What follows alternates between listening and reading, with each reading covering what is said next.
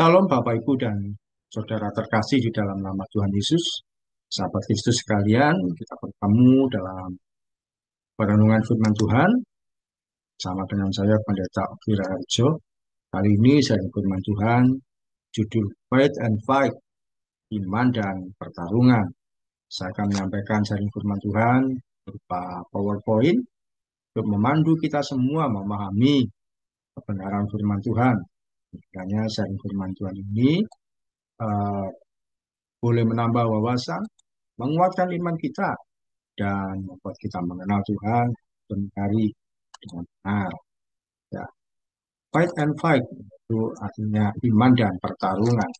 Saya dasari pembacaan firman Tuhan dari Yakobus 1 ayat 3. Sebab kamu tahu bahwa ujian terhadap imanmu itu menghasilkan ketekunan. Poin pertama yaitu iman harus diuji. Apa maksudnya, bahwa iman yang kita miliki tidak akan ada artinya kalau tidak pernah diuji. Iman kita terbukti kualitasnya, terbukti bahwa kita benar-benar pengikut Kristus yang sejati, yaitu ketika mengalami ujian. Dan ujian itu bisa melalui gesekan, hantaman, kesalahpahaman, bahkan difitnah. Tidak ada tokoh-tokoh Alkitab yang tidak mengalami ujian iman dalam hidupnya. Ketika diuji atau diproses, tidak pernah menyenangkan. Siapkah Anda untuk diuji iman Anda? Siapkah kita ketika mengalami bentukan, kita mengalami yang namanya diproses, kita namanya mengalami diuji iman kita untuk terlihat adakah kita berkenan di hadapan Tuhan atau tidak. Kita belajar dari seorang tokoh yang bernama Daniel. Daniel seorang buangan dibuang ke kerajaan Babel, dan di dalam kehidupan dia yang berlaku dengan benar, dia dicari-cari kesalahannya. Daniel 6 ayat 5, firman Tuhan berkata, kemudian para pejabat tinggi dan wakil raja itu mencari alasan dakwaan terhadap Daniel dalam hal pemerintahan, tetapi mereka tidak mendapat alasan apapun atau sesuatu kesalahan, sebab ia setia dan tidak ada didapati sesuatu kelalaian atau sesuatu kesalahan padanya. Raja Darius yang saat itu berkuasa mempunyai 3 pejabat tinggi. Nah, salah satunya adalah Daniel. 3 pejabat tinggi ini membawai 120 orang wakil raja. 120 orang wakil raja inilah yang mencari-cari kesalahan Daniel. Daniel dicari kesalahan dalam hal ibadahnya pada Tuhan. Ada 120 orang wakil raja yang berusaha mencari kesalahan Daniel. Tapi tidak ditemukan apapun kesalahan Daniel satupun. Daniel tidak korupsi, tidak berzina, tidak mencuri, tidak bertindak kejahatan. Ujian terhadap iman kita diantaranya ketika kita dicari kesalahannya, dengan cara disalah mengerti, difitnah, dan diperlakukan yang tidak semestinya. Demikian juga pada Daniel. Ternyata kesalahannya cuma satu di hadapan mereka, ya. Dia beribadah pada Allah yang hidup. Dia menyembah pada Tuhan semesta alam yang tidak dilakukan oleh orang-orang di kerajaan itu. Firman Tuhan dalam Daniel 6:6 mengatakan bahwa maka berkatalah orang-orang itu, kita tidak akan mendapat suatu alasan dakwaan terhadap Daniel ini, kecuali dalam hal ibadahnya kepada Allahnya. Tokoh-tokoh Alkitab tidak ada satupun yang tidak mengalami yang namanya proses. Bahkan sebagian di antaranya mengalami yang namanya disalah mengerti, disalah paham, bahkan difitnah. Daud pernah disalah mengerti oleh ucapan orang-orang yang membandingkan dia dengan Raja Saul. Ketika Daud berhasil mengalahkan Goliat, ada ungkapan, ucapan, kata-kata berbalas-balasan bahwa Saul mengalahkan beribu-ribu, tetapi Daud berlaksa-laksa.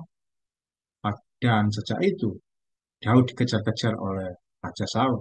Padahal dia tidak berbuat satu pun kesalahan, tidak pernah berbuat hal yang membuat Raja Saul terluka, kecewa, atau apa.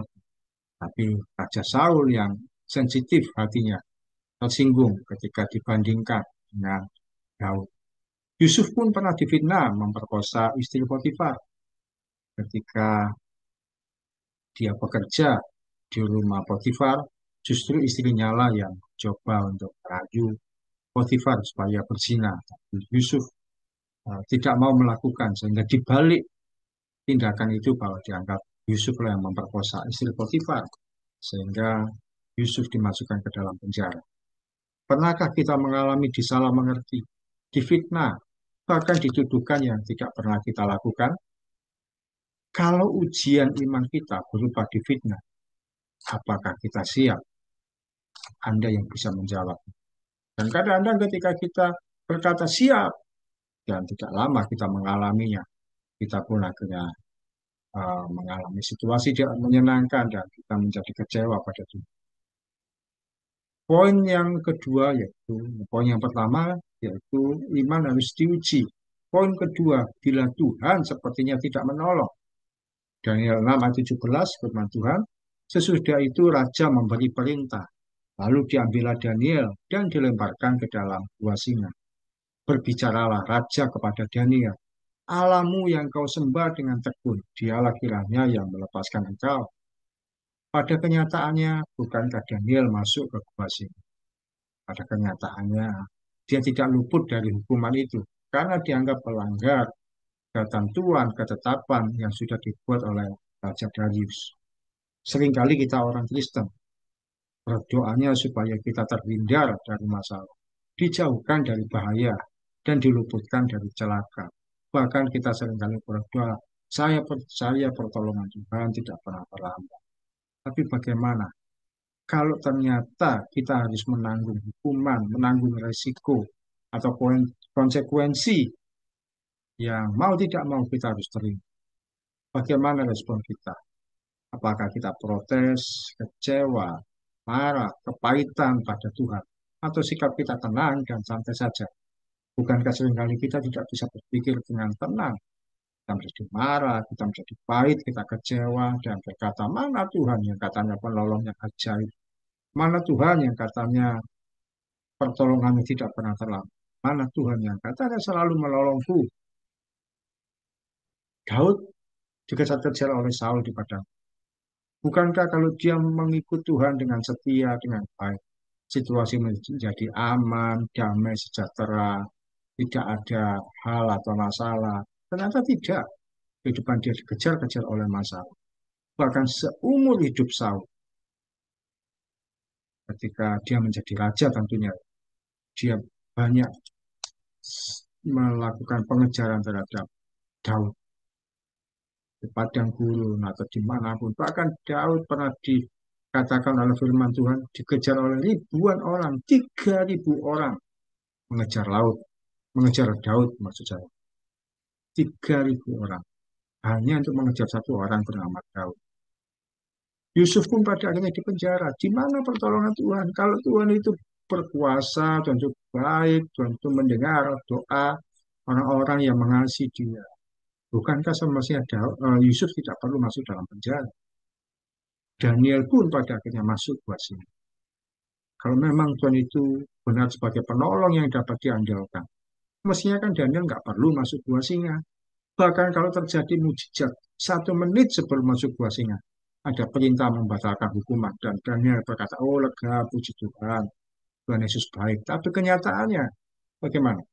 Bukankah Daniel akhirnya masuk ke dalam gua singa? Bukankah yang seringkali terjadi, kita sudah ada di posisi yang benar, rajin beribadah, suka berdoa, tidak lupa melayani Tuhan. Namun yang kita alami dipecat tanpa alasan, disalahkan tanpa mau tahu penyebab sesungguhnya, dijauhkan dari pergaulan, dijadikan pembicaraan yang negatif, bahkan dihukum tanpa terbukti kesalahan kita.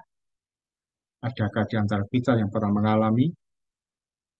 Daniel pada akhirnya dilempar ke dalam gua singa. Meskipun tidak terbukti kesalahan, sampai detik terakhir, Tuhan pun tidak menghindarkan dia dari hukuman ini. Kalau kita hidup dalam masa itu atau dalam situasi yang hampir sama, kita tentu akan protes, mana Tuhan yang katanya penolong, mana Tuhan yang katanya ajaib, mana katanya Tuhan itu adalah pribadi yang dahsyat, sanggup berbuat mujizat. Nah, saya kok mengalami situasi seperti ini, Saya kok mengalami situasi-situasi yang tidak menyenangkan, situasi-situasi yang sepertinya itu membuat kita tidak berdaya. Tapi ada poin ketiga. Tidak berhenti sampai Daniel masuk ke gua singa. Pembelaan Tuhan nyata. Daniel 6 ayat 25 berkata bahwa Raja memberi perintah, lalu diambillah orang-orang yang telah menuduh Daniel, dan mereka dilemparkan ke dalam gua singa. Baik mereka maupun anak-anak dan istri-istri mereka. Belum lagi mereka sampai ke dasar gua itu.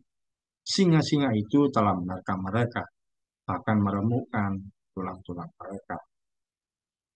Kita mengerti kisah selanjutnya bahwa ketika Daniel di dalam gua singa, singa-singa itu menutup mulut, tidak berbuat yang jahat pada Daniel. Dan ketika Raja Darius mendapati Daniel tidak mati, diterkam atau dimakan oleh singa, Daniel pun dibebaskan, dikeluarkan dari gua tersebut, dari gua singa itu. Dan sebagai balasan, Raja memasukkan orang-orang yang menuduh Daniel, itu 120 orang wakil raja. Mereka dimasukkan ke dalam gua singa. Bukan cuma mereka saja, tapi istri-istri dan anak-anak. Bahkan firman Tuhan berkata, belum lagi sampai ke dasar gua. Singa-singa itu menerkam mereka, bahkan meremukkan tulang-tulang mereka. Sesungguhnya Tuhan tidak pernah membiarkan kita berjalan sendiri. Percayalah, Dia pasti menyediakan pembelaan bagi setiap orang yang percaya dan berharap pada. Pertolongan Tuhan seringkali di luar yang kita pikirkan dan bayangkan. Kita berharap tidak perlu mengalami situasi celaka, tapi Tuhan Yesus sanggup mengubah celaka menjadi bahagia. Mazmur 121 ayat 4 berkata bahwa sesungguhnya tidak terlelap dan tidak tertidur penjaga Israel. Kata-kata penguatan dari saya, seorang pelaut akan teruji saat melewati gelombang besar. Seorang pendaki akan teruji ketika menaklukkan gunung tinggi. Seorang atlet akan teruji ketika menghadapi pertandingan. Seorang yang beriman akan teruji ketika menghadapi berbagai proses kehidupan dan dia tidak menyerah. Sebab dia tahu bahwa Tuhan Yesus masih berjalan bersama dia, menyertai setiap langkah kita. Jangan takut dengan situasi yang kita hadapi. Ketika hidup kita berkenan, kita hidup benar, kita menjalankan kehidupan ini dengan baik, dengan semestinya menjalankan sesuai dengan kebenaran firman Tuhan. Tapi masih mengalami situasi-situasi tidak menyenangkan. Itu adalah proses Tuhan menguji iman kita sampai terbukti bahwa iman kita benar-benar berkualitas, sampai terbukti bahwa iman kita uh, memiliki kehidupan yang benar, sampai terbukti bahwa iman kita memang nyata, kita memiliki pengharapan yang kuat di dalam. Sahabat Yesus sekalian, selamat menjalani kehidupan ini yang tidak pernah mudah, tapi bersama dengan Tuhan Yesus, segala sesuatu pasti indah. Salam dari saya, Pendeta Oki Raharjo dari Spa Ministry. Tetap setia sampai garis akhir. Tuhan Yesus memberkati.